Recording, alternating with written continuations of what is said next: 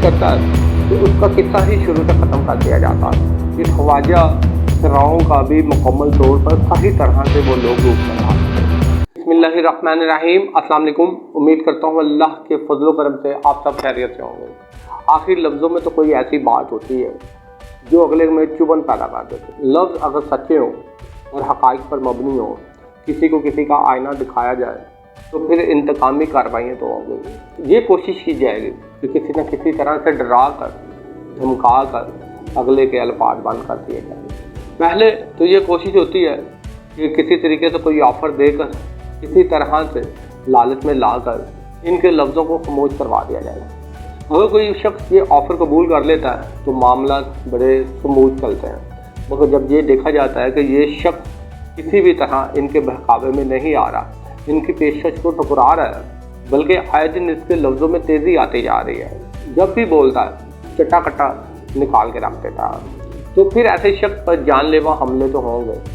حملہ آور کسی بھی صورت میں ہو سکتے ہیں، اکثر میں چاہے کوئی شاعر ہو یا کسی سیاسی جماعت کا فوکل پرسن۔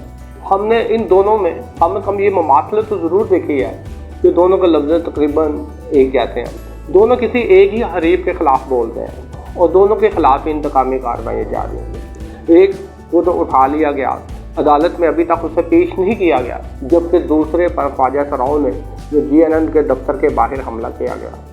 اور بڑی مزے کی بات یہ ہے، خواجہ سراؤں کو ریاست پاکستان میں ابھی باقی تمام شہریوں کے برابر سہولتیں میسر نہیں ہیں، تمام شہریوں کے برابر وہ مقام حاصل نہیں ہے جو ہونا چاہیے۔ معاشرے میں ان کو عزت کی نگاہ سے دیکھنا چاہیے، مگر سوال یہ پیدا ہوتا ہے کہ آخر خواجہ سراؤں ہی حملہ آور کیوں ہے؟ یہ کہہ لیں کہ خواجہ سراؤں کا بھید بدل کر حملہ کرنے کی کیا ضرورت ہے، بلکہ یہ کہنا بالکل درست ہوگا کہ خواجہ سراؤں کا بھی مکمل طور پر صحیح طرح سے وہ لوگ روپ نہ دھار سکے۔ اگر انہیں خواجہ سراؤں بن کر حملہ کرنا ضروری تھا تو بہتر ہوتا کہ یہ کسی فلم انڈسٹری کے میک اپ مین کو سے رابطہ کرتے، شوبز انڈسٹری سے کسی نامور کسی اچھے میک اپ مین کو لیتے جو ان کا اس طرح سے میک اپ کرتے کہ دیکھنے والوں کو کسی قسم کا کوئی شبہات پیدا نہ ہوتے، وہ حقیقتاً ان کو خواجہ سراؤں سمجھتا۔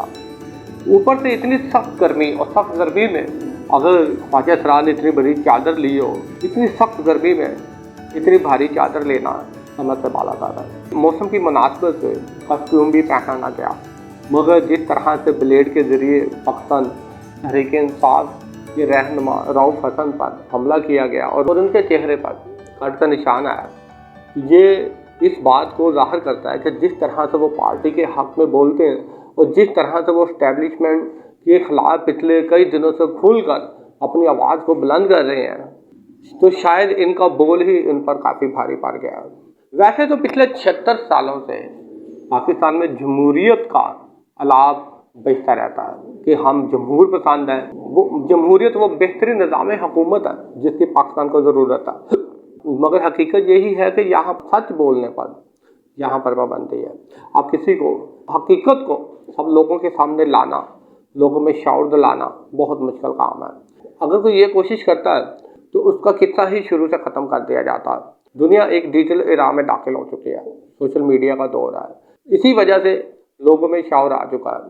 اور یہ بات بھی حقیقت ہے کہ پاکستان میں کسی حد تک یہ سوچ قائم ہو چکی ہے کہ جو بھی سچ بولے گا یا حق پر ڈٹے لوگوں کا ساتھ دینے کی کوشش کرے گا تو اس کو اٹھا لیا جائے گا، یا اسے نظر بند کر دیا جائے گا، یا پھر اس پر کوئی نہ کوئی انتقامی کارروائی ڈال دی جائے گی، FIR کاٹ دی جائیں گے، تو نہیں تو راستے میں کسی بھی تیز دھار آلے سے اس پر حملہ کیا جا سکتا ہے۔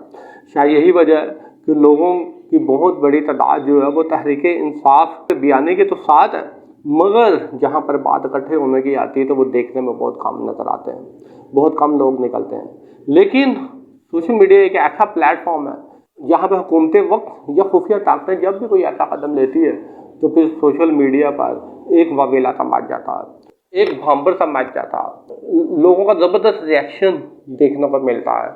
آپ یہ دیکھیں کہ حسن رؤف پر حملہ ہونے والے خواجہ سراؤں کا پوسٹ مارٹم جس طرح سے سوشل میڈیا نے کیا ہے وہ بھی ایک اپنی مثال آپ ہے۔ مین اسٹریم میڈیا اس میں بہت حد تک پیچھے چلا گیا ہے۔ جب ملک کے مین اسٹریم میڈیا پر حقیقت دکھائی نہیں جائے گی، جب پوری بات نہیں کی جائے گی تو لوگوں کا اعتبار بھی ایسے میڈیا چینل سے اٹھ ہی جاتا ہے۔ لوگ خود بخود سوشل میڈیا کا استعمال کرتے ہیں۔ شکریہ۔